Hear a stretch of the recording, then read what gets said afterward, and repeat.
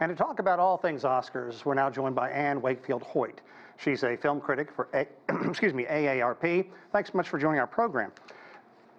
Thank you. Before we get into talking about the state of the movie industry, I want to get your opinion on when you just see that enthusiasm from Michelle Yeoh, just almost relief combined with just how grateful she is to be given the opportunity to shine in a film. What does that mean to you as someone who watches so many films?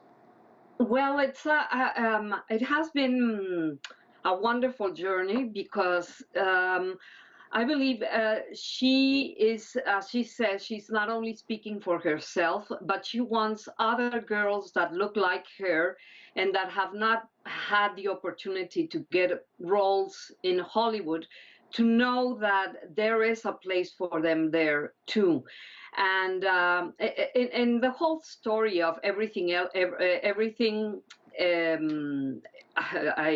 Everywhere, all at once. Yes. All at once, which I'll just call everything from now on. The whole story is just beautiful. I mean, this is a very tiny film. They filmed it in 38 days in Simi Valley, California. They had no hopes for it. I mean, the budget was about between, they say, $15 million to $25 million.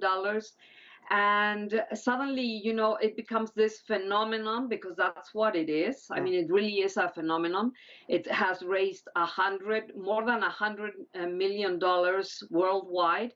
And it just seems, from what you hear from the stories of the people involved, that this was a dream come true, that the American dream that doesn't exactly crystallize for the family and the film, thus in real life.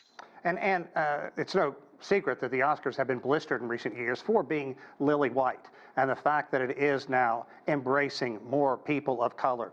Talk about that and really the state of the movie industry as well, because we've been in some weird times with the pandemic. It's very difficult to put people in theaters. Absolutely, and this is why I believe not only Everything Everywhere All at Once, but the other blockbusters who would usually not make it to the Oscar list, because, you know, they try to find prestige works, you know, from famed directors that do this big epics and established directors. But the thing is that they're trying to survive. They're in survival mode, and this everything, the movie made it more. You know, it gave people the hope that that people would go back to the cinema. You know, that they wouldn't just stay at home as they had been during the pandemic. And the other thing that is important to mention is that Everything Everywhere was also filmed. The last day of shooting was before the lockdown. Wow. I mean, this film was shot in 2020. Sorry. You know, it's interesting too, because I read a quote from Steven Spielberg where he thanked Tom Cruise for saving Hollywood. Let's talk about the global box office numbers, and you know, coming from somebody with the chops of Steven Spielberg, that's impressive. Exactly, and of course, and I think this is what we're gonna see, and what we're seeing already in the nominations, on the films nominated. I mean, Top Gun Maverick, which is a very good film too. I mean, there's no denying it. It made like more than almost $2 billion worldwide. The same one could say about, of course, Avatar, which made more than $2 billion. Elvis didn't do so bad, 287 million, even though it didn't have the critical acclaim as other movies. It was not too much, you know, it didn't get that big reviews.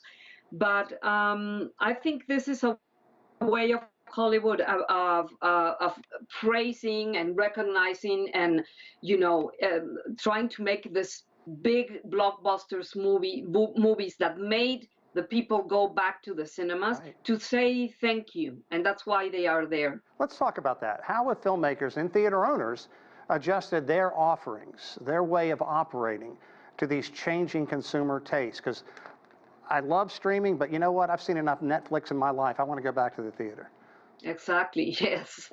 Well, I think a lot of people felt the same way, and One of the things that is, for certain that is gonna get people back to the theater is this big movies, this big with special effects like Avatar. Of course, that's a film. There's no way you're gonna see on a small screen. The same for Maverick.